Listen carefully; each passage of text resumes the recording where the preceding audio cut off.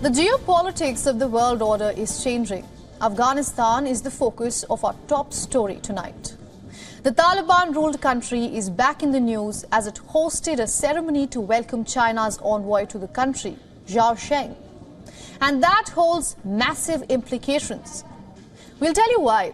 Zhao Sheng met Taliban's Prime Minister, Mullah Hassan Akhund, in Kabul to present his credentials. Several other top Taliban officials were also present.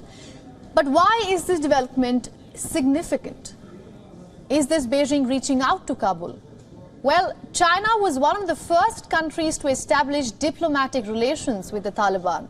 Now China has appointed an ambassador to Afghanistan, effectively cements the future of these ties now.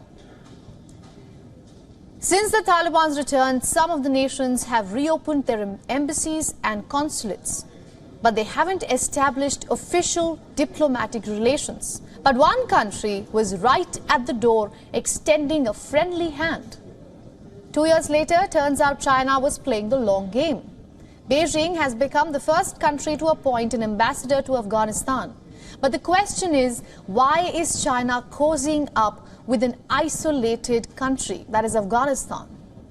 And just how significant is the timing of this move? The development comes right after the two-day G20 summit that concluded in New Delhi, India's capital. China, of course, stood out for the fact that President Xi Jinping decided to skip the meet. The summit was seen as a setback for China's dream project, the Belt and Road Initiative. In New Delhi, the announcement was made for the ambitious India, Middle East, Europe Economic Corridor. The new economic corridor is seen as an alternative to China's BRI project. According to reports, Italy has decided to exit from China's BRI. As global leaders unite to form a new economic corridor, so for Beijing, the only solution remaining is an outreach to isolated Afghanistan. In the last 2 years, China has carried out a series of business deals and investments in Afghanistan. Beijing has struck many agreements and expanded several projects in the country. Almost a month ago, there were reports that China is setting up a surveillance network in Afghanistan.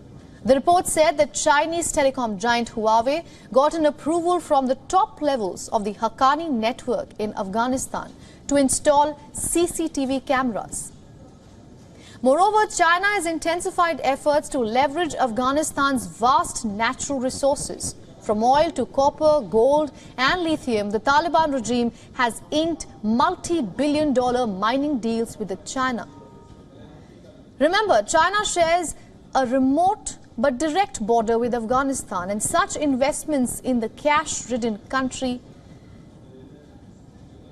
might explain Beijing's gradual shift from visible disinterest to growing engagement in Afghanistan. Moreover, with these investments in Kabul, is Beijing sending out a message to the West? Is China legitimizing Taliban's rule in Afghanistan? And more importantly, is Beijing cocking a snook at the West? To answer some of these questions, we are now being joined by Einar Tandron. He's a political and economic commentator from Beijing. Welcome to the broadcast, sir. Thank you, Anania. Now, China has become the first country to send an envoy to Taliban-ruled Afghanistan. What kind of messaging does this send to the rest of the world, sir? Well, China is not the first one to send an envoy. It's the first one to be actually present credentials.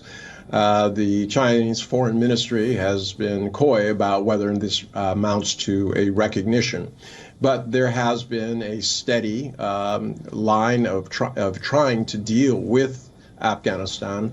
There's a border, a small one, between Afghanistan and China, and there is concern that any kind of destabilization in Afghanistan could spread, that it could be, if it does not have the economic means to take care of itself, that it could become a haven for terrorists and possibly destabilization throughout the region. Right. Now, the Chinese president missed the G20 summit in New Delhi. Instead, he was seen hosting Venezuela's and Zambia's presidents. Now, one of the criticisms that came Xi Jinping's way was that he only wants to go where he's lauded and not places he could be questioned. What do you make of this? Well, I think you could turn that around and point that at Prime Minister Modi. He didn't allow the American press into the room, which is contrary to what they do, but the host country decides.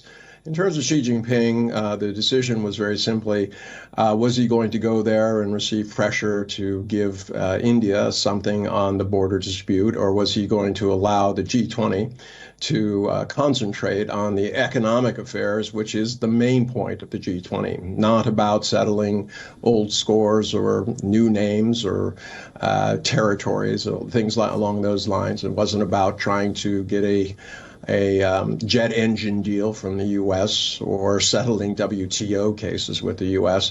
This was supposed to be about taking care of the economic and political and ecological crisis that the world is facing. All right, Mr. Tandon, thank you for joining us on this broadcast. Thank you.